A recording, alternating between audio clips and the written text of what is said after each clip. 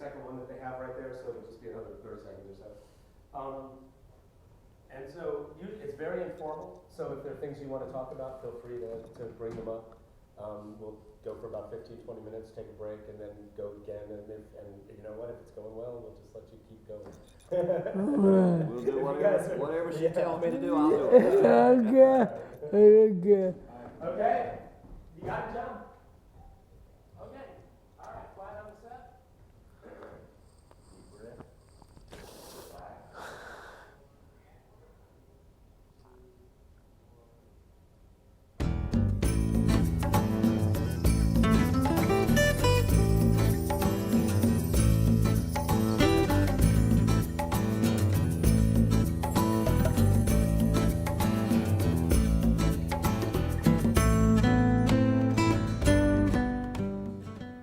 Hello and welcome to our show today.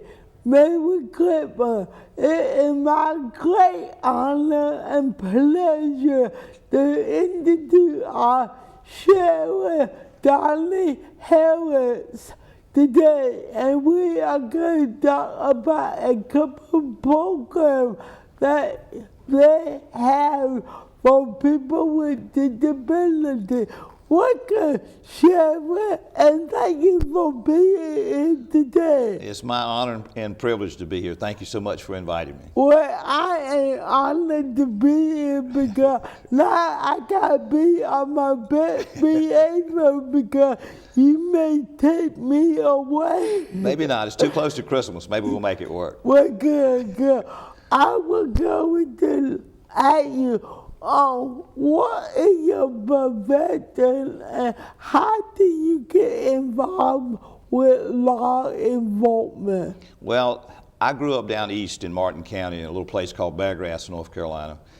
Grew up very poor. I'm older than most people, I guess. I remember when we didn't have running water and not a whole lot of food on the table. My dad was a sharecropper, and we had to work. Dad always had something for us to do, and working in the fields, farming, I used to see state highway patrolmen. And they were always sharp looking, crisp in their uniform, shiny black and silver cars. And about 5 or 6 years old, I just fell in love with them. I said, this is what I want to do, and I never changed. I never wavered. Yeah. I did pretty good in school. I was my class president in the sophomore year and my senior year. And they couldn't afford to send me to college. Could I have worked my way through? Probably. But I still had it in that brain up there that I'm going to be a state trooper. And so immediately, well, at graduation time, my principal surprised me and says he gave me an I Dare You award trying to get me to go to college. But I didn't, because like I say, I knew my parents couldn't afford it. And immediately after graduating, I went to work in a spinning mill, working the midnight shift. Now, a teenager working the midnight shift, it wasn't too good. About a couple of months later, I got the opportunity to go to work with the state in surveying. I was an outdoor person, loved to hunt, fish, so when I got that opportunity, I jumped on it. And but I was very upfront with my supervisors. I told them when I turned 21 that I wanted to get into law enforcement, and that's all I would talk about. And every time I'd see a state trooper, I would talk about them or talk to them. And so I worked there until I turned 21. Actually, the day before I turned 21, I drove to Chocowinity, which was about 30-something miles away from where I lived, and went into the highway patrol station and told them I'd like to apply for the highway patrol. And this grumpy first sergeant came out and said, "How can I help you?" And I said, throw my chest out a little bit. I said, "I want to be a state trooper." And he said, "Well, how old are you?" I said, "I'll be 21 tomorrow." He never smiled, never said anything other than come back tomorrow. And that sort of dampened my spirits, but guess what?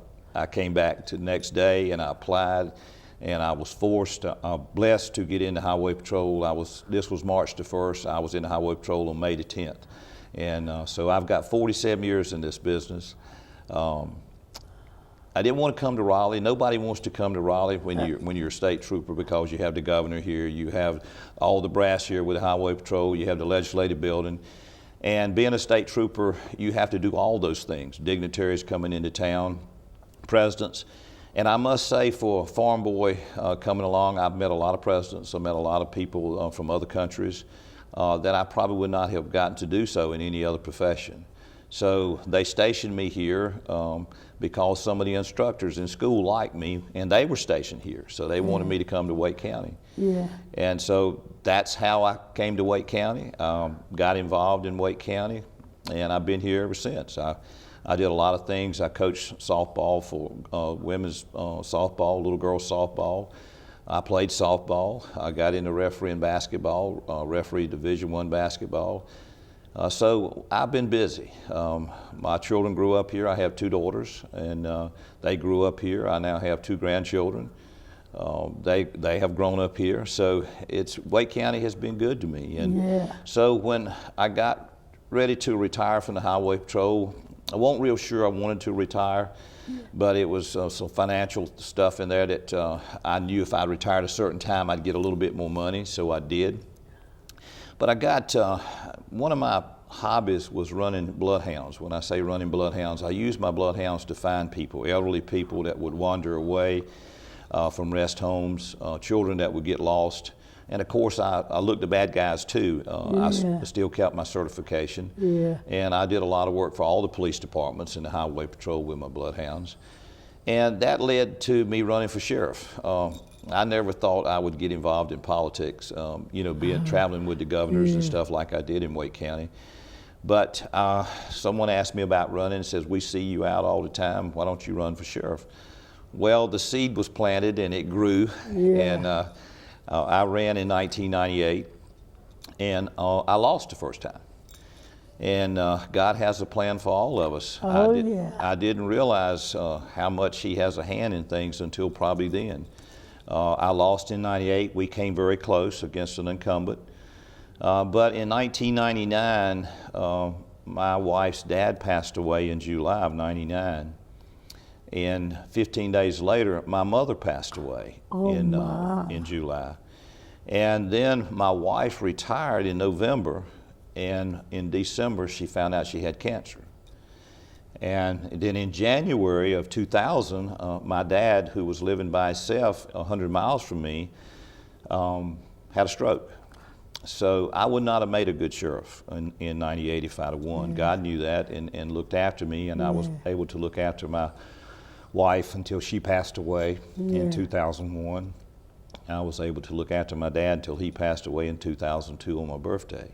Oh, wow. And I made a promise to my wife that I would run again for sheriff. She wanted me to run, whether she was here or not. She said she'd be with me in spirit if she wasn't with me, standing by my side. So I did. I ran again in 2002, and I was very blessed to win. And that's one of the reasons I started the Citizens Well Check program. That's a program that we have to check on the elderly. And it was because of my dad and mother, because when they lived as far as they did from me, I called them on a regular basis. And when Mother passed away, I probably called Dad about every day. And I got to thinking about it. There's a lot of people that don't check on the elderly. Well, I know what you mean, Sheriff, because my dad passed away in 2009, and we were very close. Our family is very close, and when you don't have that support anymore, it kind of gives you an empty feeling inside. But see, your family and your wife knew that you wanted to maybe run, and I was running in 99 for city council, but I didn't win, and people were kind of skeptical of me running because of my speech, but I ran more than once, and the last time I almost won, but I didn't. But politics can be a scary game, but you are such a good man that people know that what you say you're gonna do, you're gonna do.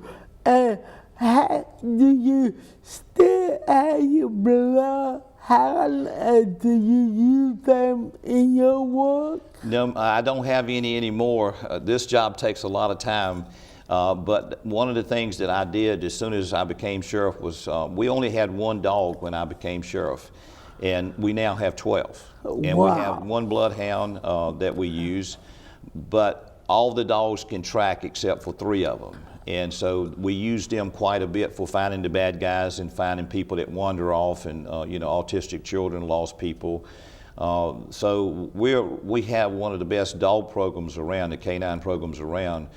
We do it all. We look for, somebody drops something in a crime or something, we use the dogs to find it. So the dogs have just been great for us. Just Thursday, we assisted Raleigh PD, one of my officers. He found some people that jumped and ran, and then later on, he found some people that broke into a house. So they are a very, very important part of our program. Oh yeah. Now I would love to be involved with your canine program, but if I was involved with that, they probably wouldn't be working. They probably would be playing by that. I get through because I love dogs, and growing up we had 1 by 1 14 dogs, and my mom said no more dogs. But I love that. But the dogs, when they come up against a child with autism or any disability, are they reacting any different, or do they act the same for a criminal? Our dogs are well trained. Discipline is something that we really stress with our dogs. Obedience training is the key. And they know a kid, they know the bad guy. But will our dogs bite? Absolutely. But they only bite on command. And that's the way we train them. They're very social. We could bring them in here, they could run all around. We could do a bite demonstration, and then you could come back and you could pet them. But no, most of the time they know kids. We don't let too many people pet them unless the handler's there, because we don't want somebody to get bit. But when they're looking a lost child or an elderly person, the handler's right there with them. They're usually on a leash, and they know when they're doing that. It's a different feeling that you get with the dog. I don't know, sometimes I think they know it's a kid, or they know it's an elderly person. Yeah. And they know it's a bad guy, because usually the adrenaline's pumping when you're looking at a bad guy because of something that's happened. And that dog sees it in the handler, and he can feel it. And so that does make a difference. But no, we use our dogs all the time looking for kids and people with mental disabilities. Good. Now, let me ask you this, Sheriff. When you come again a person with a mental illness, and they have like a weapon or something, how do you or your men deal with a person or people with mental illness? Well, we try to train our personnel as much as we can. We have mandatory training, and part of that is dealing with people with mental illness. And sometimes it's almost like we can't win, because we've got to do things. If the person is, if we're afraid he's going to harm himself or others, then we've got to do what we've got to do. But most of the time it's just patience and trying to talk to that person and trying to get that person to understand. We train our people in mental illness. We have sent a lot of our deputies to training. We call it CIT training. And what they do is they go to a class that's put on, and they learn different ways of trying to talk to people. They spot things and they listen. And so if we have a person that's having a hard time or some problems, we send one of those that have been trained, and hopefully it's a good ending. Sometimes, sadly, it's not a good ending.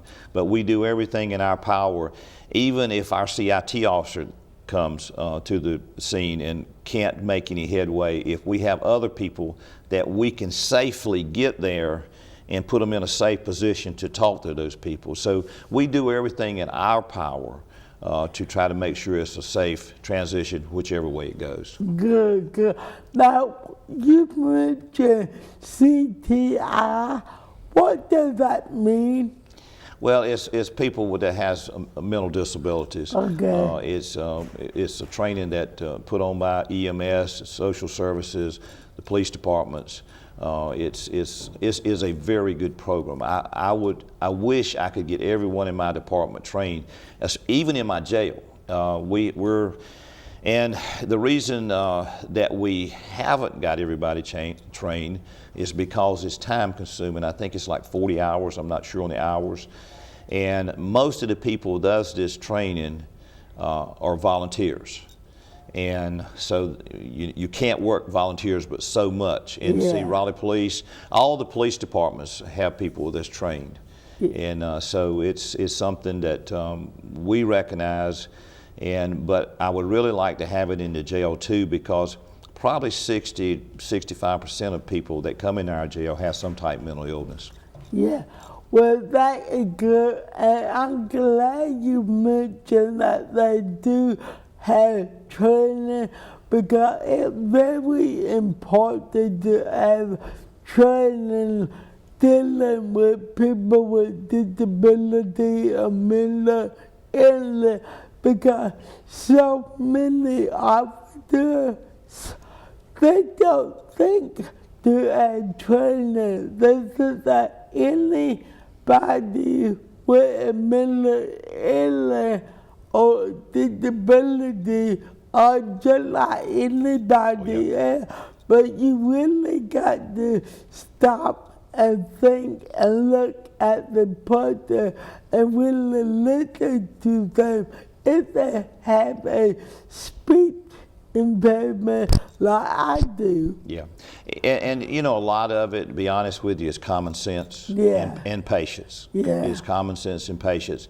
And that's why we train. We train and we train. But sometimes, you know, you think you train in this field, but there's always something new. So that's why it's always developing in law enforcement and anything else. Our EMS people are trained to deal with mental illness, and they can spot it. Because, you know, we don't want to take a person to jail if he or she needs help. Of course, if they violate the law, we've got to do what we have to do. But there also, if we can detect, if our officers can detect that they need some type of help, then that's what we want to do first, and get them that help. And hopefully that will be part of the problem, and the judge will see it that way if we do have to charge someone. Good, good. Now, Donnie, let me ask you this. We are talking about, you know, people with disability and mental illness. If they need to know more about what y'all do or about the two programs that you have, how can they get in contact with you? They can call our office on 919-856-6941. And that's Captain Jimmy Stevens' number, and that's 919-856-6941. And he can tell them what they can do. And what we do is we talk to people. We go out, Laura Driver and some volunteers will go out and talk to people and see if it's a program that they are interested in. It's just like our Citizens Well Check program, the people that sort of shut in, can't get out. Yeah. And we have volunteers. Kay Carrington has been a real good volunteer with helping us get the program started. So it's a program that we're very proud of. It doesn't cost the individuals anything. If anybody has any questions, please call us. And if we can help them in any way, then we'll be more than happy to do so. Good, good. I am just going to ask you this, and you probably going to laugh, but I was wondering if the jails are acceptable, like, well, if a person in a wheelchair need to go to jail or had to go to jail and they are in a wheelchair, can they go in? Because if they can't go in, they can't come to jail. Anybody can come to jail. Yeah. Yes, ma'am. We do have places that people that's on crutches, in wheelchairs. You know, we have to look at the safety factor, and most of the time we put them in a different area. We have what we call a medical observation in this new jail that is sort of like, you know, when you go to the hospital and you see the babies in a room and you can walk around and look at them. Yeah, that's sort of the way our medical observation room is. We have to make sure we're watching them all the time, the people that have, whether it's disabilities or whether they're sick. But if they're injured or in wheelchairs, then we try to make sure that we have them in a safe place where they can't injure themselves, nor can somebody take advantage of them in a wheelchair. But good, because I mean, so many people at the during the day and time when they see somebody that has a disability, whether it's physical or mental, they don't know the circumstances what the person may be going through. So it's very good that y'all keep an eye on everyone, especially people with disabilities. Yeah, and that's very true, because and that's why we keep training. That's why we try to give all our people as much training as we can dealing with people with disabilities, with mental illness, because it seems like there's more and more. And you know, but the reason for that is because the population's growing. I mean, we're over 1 million people in Wake County now. So back in my day, you know, where I lived, you didn't see that much because we didn't have that many people. Yeah. But now in Wake County, good gracious, look at the people we have. So you're going to have more and more of it. So it's an ongoing thing with us. We take it very seriously. We train, and sometimes, you know, we're going to make mistakes. But we're human beings, and my thing is, law enforcement people, we don't want to hurt anybody. You know, I think now with some of the media, you know, this, that, and the other about law enforcement doing this and that really bothers me. Like I say, I've been doing this 47 years, and I don't know any officer that wants to take anybody's life. Yeah. They have to live with it just like everybody else. Yeah. And most of these young officers, you know, they don't want to shoot anybody. They don't want to hurt anybody. On the other hand, we have a job to do, and we have to protect and serve. So it's an ongoing process with us, and as much training as we have, there's always room for more, and that's what we look at. Yeah. And Sheriff, I am very honored that you are here, because I didn't realize that y'all have programs like you have.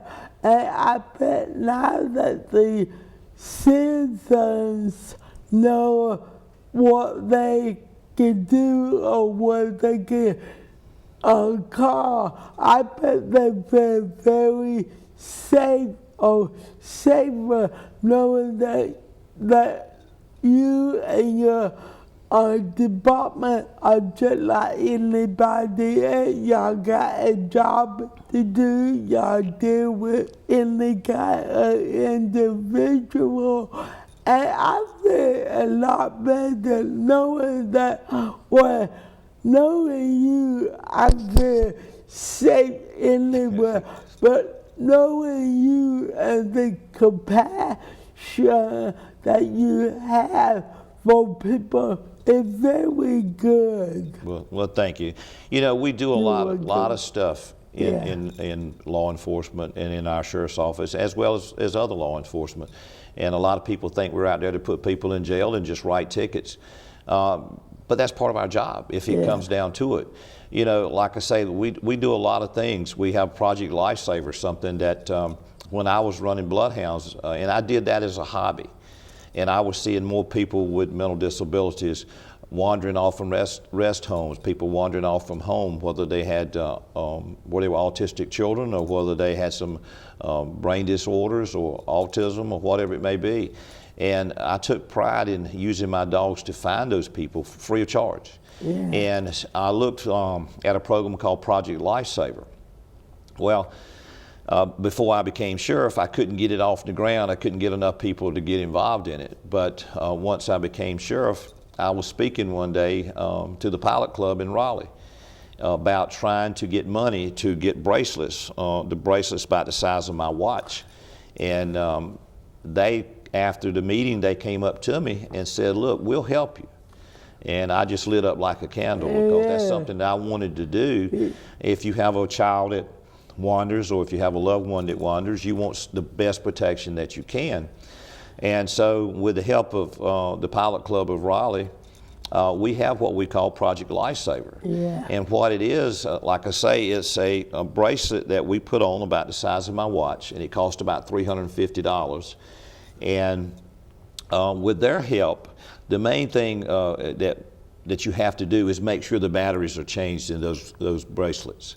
And they have to be changed every 30 days. I'm hoping with technology like it is, we'll get some that don't have to be, but it's very important that battery stays hot. Yeah. And so they do that for us. My officers are trained. We have a device that if you had a bracelet or if I had a bracelet, our numbers would be different. And if you were to wander off, they would say, bracelet number so-and-so, so-and-so, when the caretaker called and said that you had wandered off. And so we would tune that into our instrument and we go out and look for you. We would also bring the Bloodhound or we'd bring another dog that would help try to track you too. So we have two. And that instrument has a device and it can pick you up about a mile unless you're inside the city. And that signal that is putting off. That is amazing. I mean, I remember when a young boy, I think he lived in Fayetteville, and he wandered off and they never found him. But it would have been amazing if he had one of those tags, because he could probably be easily found. But now, you know, even though his family keep on looking for him, you know, they probably would have loved if he had one of the bracelets and he could be home by now. You're right. And we've been blessed. We try to, the people that want to get on these programs, a lot of them can't afford a bracelet. And we've been very blessed with donations from people. We have 33 on the program now, I believe. And the new automobile, I think it's New Automobile Dealers Association, they've changed their name a couple of times. They have been very generous giving us money for bracelets and to keep them up to have so we can give to people without any expense. Now, if a person or a family has a loved one and we don't have any money and they say, well, we'll pay for the bracelet, then we'll put them on the program.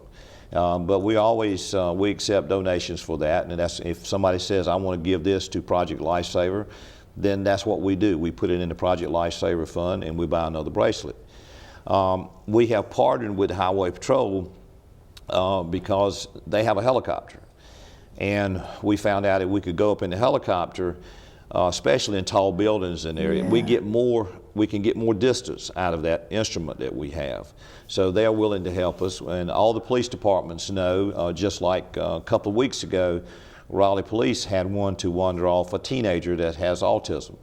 And they called us immediately because they had one of the bracelets on. And our deputies went out and assisted them. And we found the person in a bathroom about 2 miles from where she had ran away. Wow. So we were very happy because, you know, it's in cold weather or real hot weather, time makes a lot of difference. And we found that these really help. So like I say, we're not always the bad guy. We're out there trying to help people as much Yeah. as we can, and that's what our slogan is: protect and serve. Yeah, well, that is wonderful to know. And let me ask you that, and you may not know the answer, but when you bring back a child or a young person with autism, and they are reunited with their family, do you know, or do they know why they might have ran off or leave? Do you ever find out what really went on? Sometimes we do. Sometimes it's we can't really put a finger on it. Sometimes they get angry about different things that they can't do, and mom tells them not to do it or dad tells them not to do it, and they rebel and run off. And sometimes they just stray off. We've had several that have followed their dog off, just running and playing, and the next thing they're lost. And so it's a combination of a lot of things. But we do, you know, the family atmosphere, we do notice that. We try to make sure that that child's in a good home. And most of the time they are. Most of the time there's no neglect. It's just things that happen. It's just like at a rest home. You have Alzheimer's patients that from time to time will wander off. I know when I had my bloodhounds, I don't know how many that I found that had wandered off, and they had no clue, you know, what they were doing. They got it in their mind that they were going somewhere, and it's like I tell my employees, when a person gets it in their mind that they're going somewhere, they can travel a lot of distance in a short period of time. Yeah. So. Yeah. But it's, but like I say, it's something that we enjoy doing.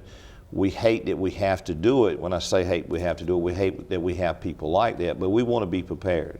Yeah. And another program that, just to tell you some other things that we do in the Sheriff's Office, our school resource officers came to me years ago and said, Sheriff, we would like to start a camp in the summer when schools get out. That's when traditional schools was basically in place. And said rising 8th graders, you know, they're at an age that they need to see what we do in law enforcement and what law enforcement is all about. And I thought about it and sort of kicked it around, and I said, okay, we'll give it a shot. And so we have what we call a venture camp, and that's for rising 8th graders. And we usually have about 200 people to attend. And Wow. it's a 2-week camp, and so we have two-week camps.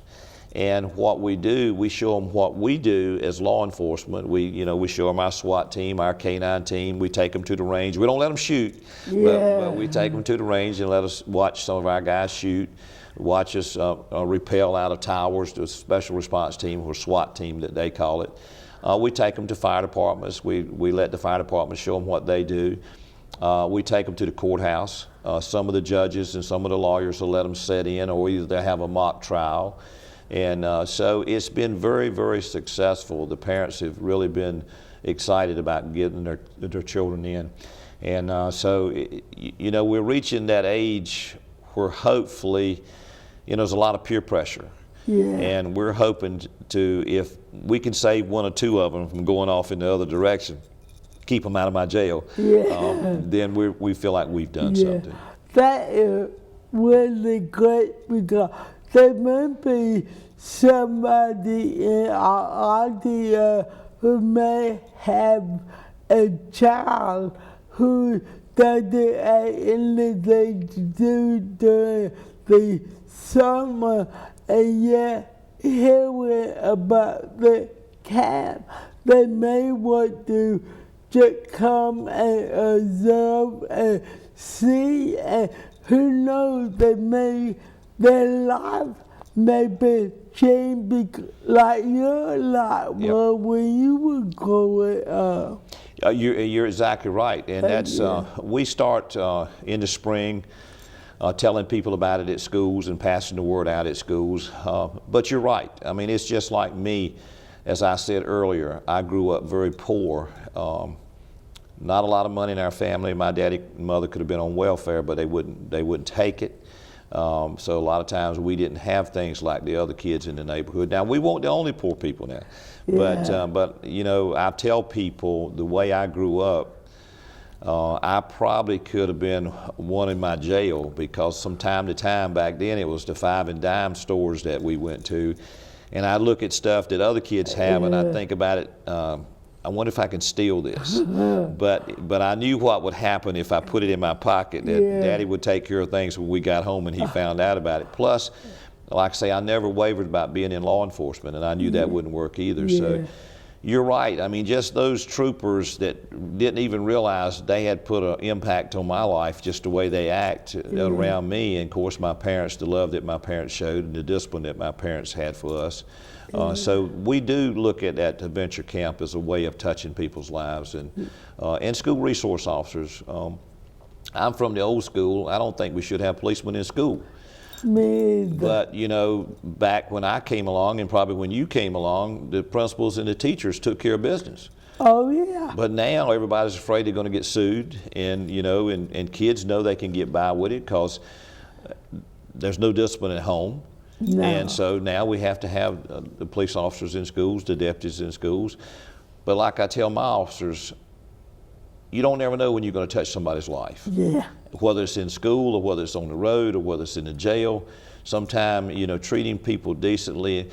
You know, my thing when I hire everybody, my thing is put God first, your job, your family, your job, and treat people like you want to be treated. God, family, job, and treat people like you want to be treated. That's why I like you so much, darling. And when I saw you, or we saw you that one time at Perkins Restaurant, and you were sitting there, and I didn't even know that you watched our show. And when we got through eating, I met you and my husband there.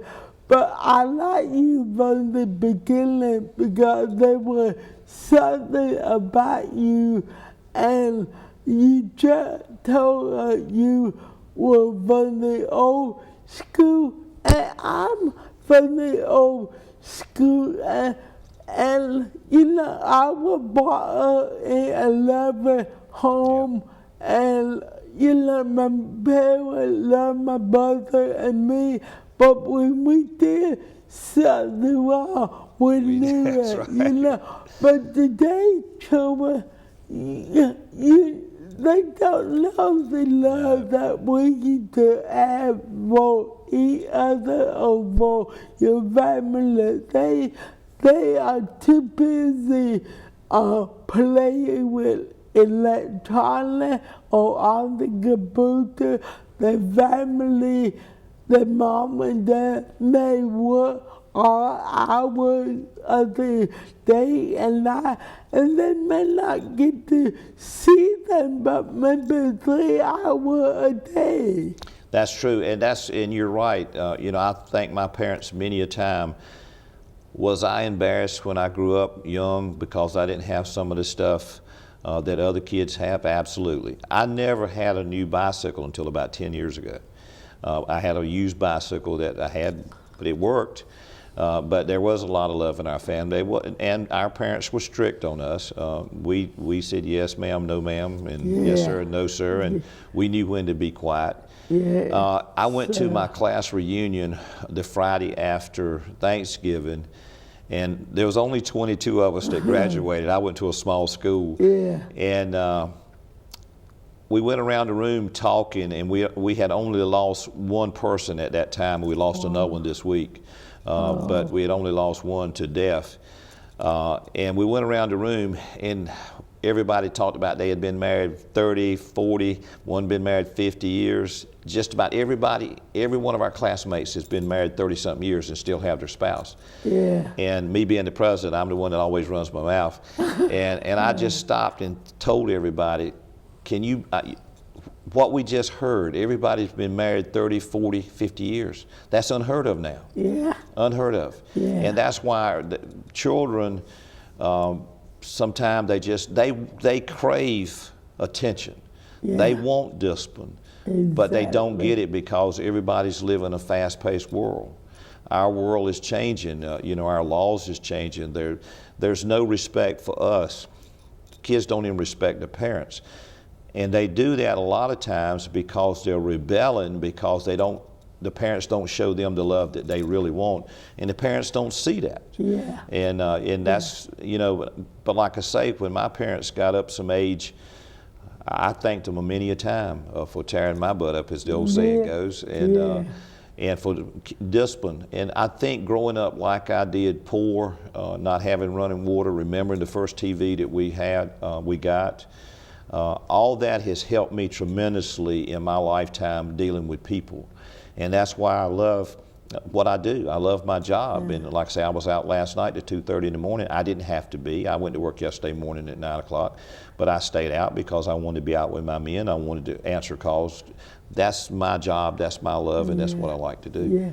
Well, by you being here today, Donnie, and people seeing, I hope they will have another picture, a law enforcement, because to me, you are a gentleman of the law enforcement, and I wish my dad was living because he and you, I guess that's why I like you, because you kind of remind me of him. But my dad and you are from the old school like my mom. And if we had more mom and dads from the old school, I don't think we would have that much trouble, but I don't know. I don't think so either, but times have changed so much, and like I say, it's lack of respect and lack of discipline at home. A lot of people think we need to take care of their children, but that's not going to happen. But a lot of it is just society has changed. People's living in a fast-paced world. And it's just like talking all the news about law enforcement. It's sad when you've been in law enforcement as long as I have to see some of the things that goes on. And the good things that we do to help people, just one of my officers recently, a car on fire, and the guy's trapped in it. His life was put in jeopardy because he was trying to get that guy out. And he kept on till he got him out, and the car was engulfed in flames by the time he got him out. Wow. But he saved a life. But it's just like 2 weeks ago, one of my officers met a car speeding, turned around on it, and the guy wouldn't stop, the person wouldn't stop. Bullet came into the windshield. By the grace of God, it hit the radar. It would have hit him in this area here had it not hit the radar. Did my young officer stop and say, "I'm taking on fire"? No, I heard him on the radio and I came out immediately. He said, shots fired. He kept in pursuit of the vehicle, and he could have stopped. I mean, he could have just said, "Hey, I'm not going anywhere else." He can go. But we're trained, that's our job, to protect and serve people and to make sure we get people like that off the road. So he continued on. The car wrecked, you heard on the news, and they all jumped out and ran. The Raleigh Police was there, the Highway Patrol was there. Our K-9 team got there pretty quickly. The Highway Patrol helicopter got up. We called 3 of them right away, and the next day we got the 4th one. So that's, media and people don't think about people like that young officer that was shot at. And that's what bothers me, him taking that chance to get that person off the road so you could be safe, I could be safe, they could be safe, but yet let him make one mistake and then they want to crucify us. And that really bothers me. But I'm proud of the law enforcement. I'm proud of my office. I'm proud of the men and women that work in the sheriff's office, proud of the Raleigh Police Department, all the police departments, because I know what they go through. I've done it for 47 years. I've been shot in the line of duty, and I know what it's like every day to go out and serve and protect. And it's like a preacher. It's a calling for us. Well, Donnie, I am very honored again that you were here, and believe it or not, our time is almost up, but in a word, can you tell the citizen of Wake County what you can do for them, you as sheriff? Well, the citizens of Wake County, our job is not, is to serve them. The citizens is not an interruption of our work, it's the purpose of our work. I have an open door policy, I have an open phone policy. Anybody can come see me, and that's what I like. I like to be I like talking to the community, I like talking to people. If there's concern, please come to see me or call me. My number is 856-7565, 919-856-7565. I take all my phone calls. Sometime I don't get back to you as quickly as you probably think I should, but I have a lot of phone calls. But that's what I pride myself in, is reaching out to the people in the county. Do we have a lot of work to do? Absolutely. There's people out there that don't trust us, and I want them to trust us because that's our job, to serve and protect everybody, regardless of who you are. It doesn't bother me a bit. Republican, Democrat, Independent, black, white, green, yellow, you're citizens of Wake County and you're God's children. Thank you, Donnie, Eric, and thank you, and Merry Christmas to you and your family, and please come back again. I would be honored, and Merry Christmas to you and all the citizens of Wake County. Thank you. Merry Christmas, people. I hope you have enjoyed our show today with Sheriff Donnie Harris. Remember, he is here to serve you and me. If you advocate, son, to call him. And remember always to speak up, speak out in your community. And again, have a very Merry Christmas and a blessed, glorious New Year.